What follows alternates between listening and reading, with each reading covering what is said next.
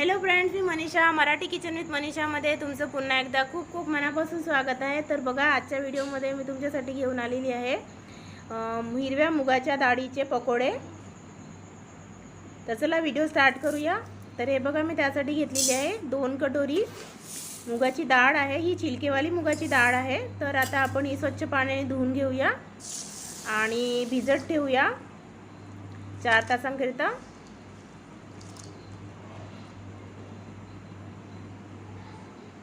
तर हे बघा, डाळ छान भिजलेली आहे आणि मी पुन्हा एकदा स्वच्छ पाण्याने धुवून घेतलेली आहे। आता आपण ही डाळ जी आहे त्या चाळणीमध्ये काढून ठेवूया, म्हणजे यामधील जे एक्स्ट्रा पाणी असते ते पूर्णपणे निघून जाईल। तर अर्ध्या तासाकरता आपण ही जी डाळ आहे चाळणीमध्ये काढून ठेवूया।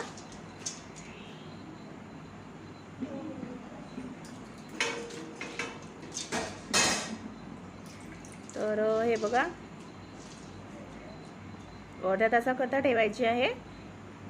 तर बघा, अर्धा तास झालेला आहे आणि यामधील एक्स्ट्रा पाणी जे आहे पूर्णपणे निघून गेलेलं आहे। आता आपण ही जी डाळ आहे मिक्सरमध्ये वाटून घ्यायची आहे। पूर्णपणे वाटायची नाही ही डाळ, थोडी ओबडधोबड वाटायची आहे आणि यामध्ये पाणी अजिबात टाकायचे नाही आहे। हे बघा, वाटून घेतलेली आहे मी डाळ। आता आपण एका कटोरीमध्ये काढून घेऊया ही डाळ।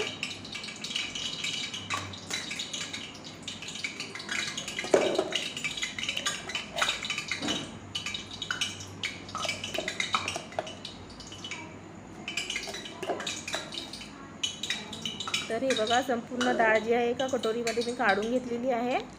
आता यामध्ये आपण टाकूया अर्धा कटोरी तांदळाचं पीठ टाकायचं आहे, जेणेकरून आपले पकोडे जे एकदम कुरकुरीत होतील। आणि कांदा आणि हिरव्या मिरच्या आहेत।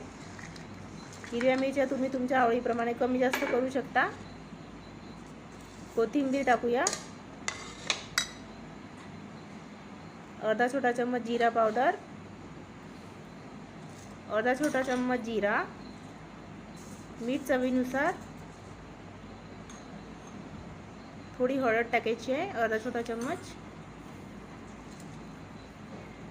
अर्धा छोटा चम्मच ओवा टाकलेला आहे मी। मिक्स करून घ्यायचं आहे। यामध्ये मी तिखट टाकत नाही कारण हिरव्या मिरच्या टाकलेल्या आहे। जर तुम्हाला आणखी तिखट हवं असेल तर थोडं तुम्ही ॲड करू शकता। छान मिक्स करून घ्यायचं आहे। आता आपण यामध्ये टाकूया, हे बघा मिक्स करून घेतलेलं आहे मी। आता यामध्ये हे बघा, मी कढईमध्ये तेल गरम करायला ठेवलेलं होतं। तेल छान कडकडीत गरम झालेलं आहे। आता आपण अर्धा चम्मच तेल जे आहे या मिश्रणामध्ये टाकूया। छान कडकडीत होऊ द्यायचं आहे तेल। आता या मिश्रणामध्ये तेल टाकलेलं आहे मी, छान मिक्स करून घ्यायचं आहे। तेल टाकल्यामुळे आपले पकोडे जे आहेत एकदम कुरकुरीत होतात। त्यामध्ये बेकिंग सोडा टाकण्याची अजिबात गरज नाही आहे। तर सर्व मिक्स करून घेतलेलं आहे मी। आता आपण पकोडे करूया। हे बघा, एकदम क्रिस्पी होतात या प्रकारे जर आपण मूग पकोडे केले तर।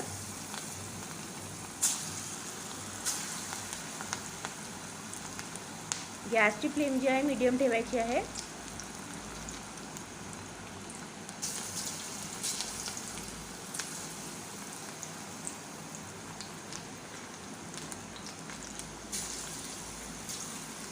तर हे बघा, अशा प्रकारे आपण पकोडे तळून घेऊया।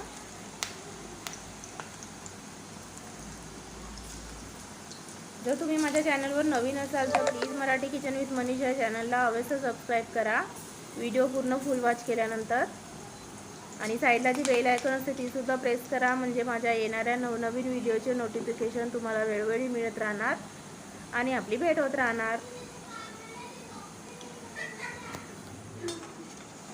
तर हे बघा, पकोडे तळून झालेले आहेत। हे बघ किती क्रिस्पी झालेले आहेत आणि कलरसुद्धा छान आलेला आहे। अशाच प्रकारे बाकीचे पकोडे सुद्धा तळून घेऊया। तर हे बघा, अगदी झटपट तयार झाले आपले मूग पकोडे।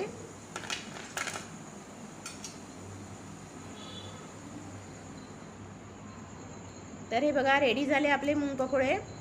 तर कसा वाटला तुम्हाला माझा व्हिडिओ नक्की सांगा कमेंट बॉक्समध्ये।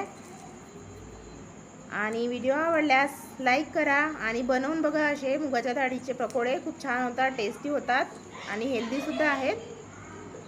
तर माझा व्हिडिओ बघितल्याबद्दल खूप खूप धन्यवाद। भेटूया नेक्स्ट व्हिडिओमध्ये एका नवीन टेस्टी आणि हेल्दी रेसिपीसोबत। तेव्हापर्यंत take care, bye bye, have a nice day आणि बघत राहा मराठी किचन विथ मनीषा।